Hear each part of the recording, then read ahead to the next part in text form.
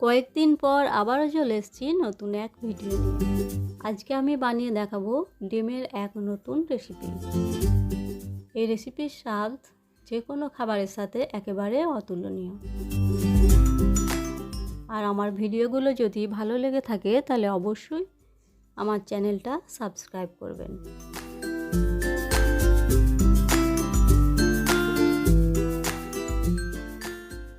তাহলে চলুন এবার চলে যাওয়া যাক সোজা রেসিপিতে। এখানে আমি একটা পাত্রের মধ্যে 6টা ডিম নিয়েছি। ডিমগুলো আমি এবার সেদ্ধ করে নেব। ডিম এদিকে সেদ্ধ হতে থাক, ততক্ষণে আমি একটা পেস্ট বানিয়ে নেব। এখানে একটা মিক্সি জারের মধ্যে প্রথমেই আমি দিয়ে দিচ্ছি 1/2 কাপ টক দই।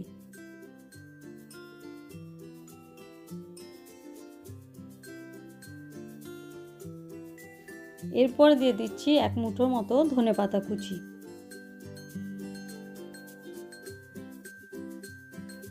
তার সাথে দিয়ে দিচ্ছি 4-5টা কাঁচা লঙ্কা।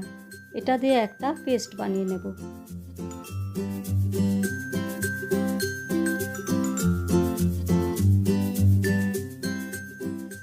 এবার এই সেদ্ধ ডিমগুলোকে আমি ছোট ছোট টুকরো করে কেটে নেব। আমি এখানে 4 ভাগে ভাগ করে নিচ্ছি। আপনারা চাইলে 2 ভাগেও ভাগ করে নিতে পারেন, আবার রিং করেও কেটে নিতে পারেন। সমস্ত ডিম আমি এভাবে কেটে নিয়েছি। এদিকে আমি কড়ার মধ্যে প্রথমেই দিয়ে দিচ্ছি সাদা তেল। তেল গরম হয়ে গেছে, ফোড়নের জন্য দিয়ে দিচ্ছি দুটো এলাচ, একটু দারচিনি আর গোটা জিরে।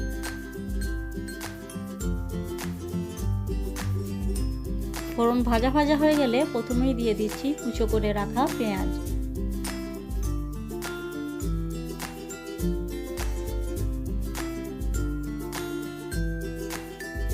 পেঁয়াজ লাল করে ভাজা হয়ে গেছে, এরপর দিয়ে দিচ্ছি 1 চামচ আদা রসুন বাটা। আদা রসুনের কাঁচা গন্ধ যাওয়া পর্যন্ত একটু ভেজে নেব।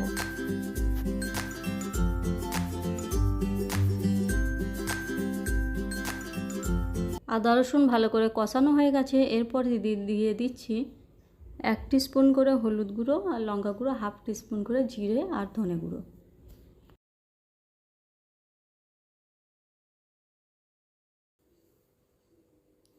মশলা যাতে পুড়ে না যায় তার জন্য দিয়ে দিচ্ছি একটুখানি জল।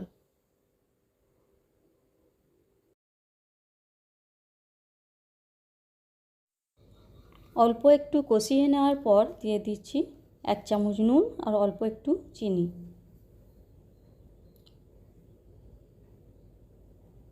তার সাথে দিয়ে দিচ্ছি 1/2 টিস্পুন গরম মশলার গুঁড়ো আর কাশ্মীরি লঙ্কার গুঁড়ো।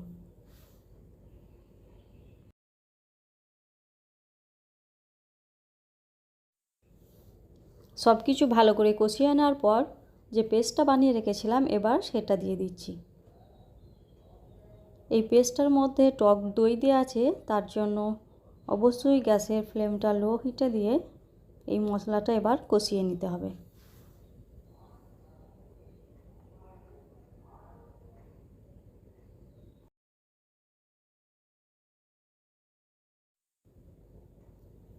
পাঁচ মিনিট ঢাকা দিয়ে রেখেছিলাম। ভালো করে মশলা কষানো হয়ে গেছে। এবার উপর থেকে আমি কিছু মটরশুঁটি সেদ্ধ করে রেখেছিলাম সেটা দিয়ে দেব। যদি আপনাদের কাছে থাকে তাহলে দেবেন, না থাকলে দেওয়ার প্রয়োজন নেই। এখন অনেক গরম পড়ে গেছে, এখন মটরশুঁটি পাওয়া যাবে না। আর এই ভিডিওটা আমার 1 মাস আগে থেকে শ্যুট করা ছিল। আমার বাড়িতে একটা বিপদ হয়েছিল, সেই জন্য আমি কোনো ভিডিও আপলোড করতে পারিনি। তো যাই হোক, এবার অবশ্যই রেগুলার ভিডিও দেওয়ার চেষ্টা করব।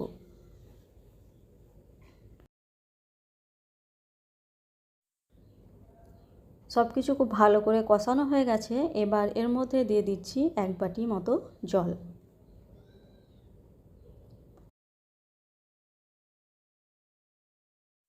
এবার গ্রেভি ফুটে উঠলে এর মধ্যে সেদ্ধ করে রাখা ডিমগুলো দিয়ে দেব। এই রেসিপিতে ডিম দেওয়ার পর খুব বেশি রান্না করা যাবে না, তাই আগে থেকেই সমস্ত উপকরণগুলি যেন সেদ্ধ হয়ে যায় সেদিকে খেয়াল রাখতে হবে।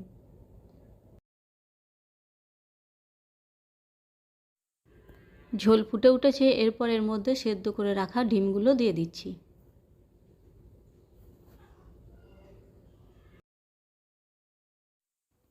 ডিম দেওয়ার পর আমি এভাবে নাড়িয়ে নাড়িয়ে রান্নাটা করে নেব। এই সময় কোনো হাতা বা স্প্যাচুলা কোনোটাই ব্যবহার করা যাবে না, তাহলে ডিমের কুসুম ভেঙে গ্রেভির সাথে মিশে যাবে। আর এই সময় আপনারা চাইলে একটা টমেটো লম্বা লম্বা করে কেটে ওপর থেকে ছড়িয়ে দিতে পারেন, তাতে দেখতে অনেকটা সুন্দর লাগবে।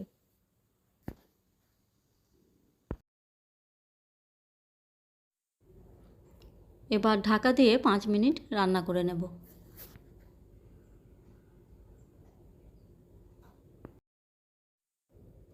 5 মিনিট ধরে রান্না করে নেওয়ার পর ওপর থেকে ছড়িয়ে দিচ্ছি কসুরি মেথি।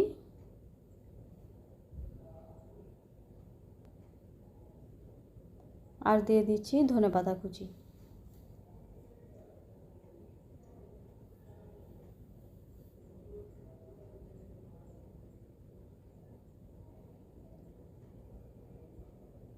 এবার গ্যাসটা বন্ধ করে দিয়ে ঢাকা দিয়ে স্ট্যান্ডিং টাইমের জন্য আরও 5 মিনিট রেখে দিচ্ছি।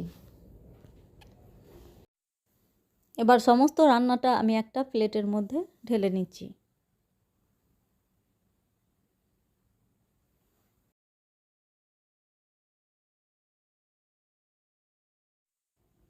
এবার দেখুন দেখতে কতটা সুন্দর লাগছে। ডিমের রেসিপি অনেকে অনেক রকমভাবে বানান, আমি এভাবে বানিয়েছি। আপনারাও এভাবে বানিয়ে দেখবেন, খেতে কিন্তু অনেক সুস্বাদু হয়। আর আমার ভিডিওগুলো ভালো লেগে থাকলে অবশ্যই আমার চ্যানেলটা সাবস্ক্রাইব করবেন, লাইক কমেন্ট শেয়ার করবেন।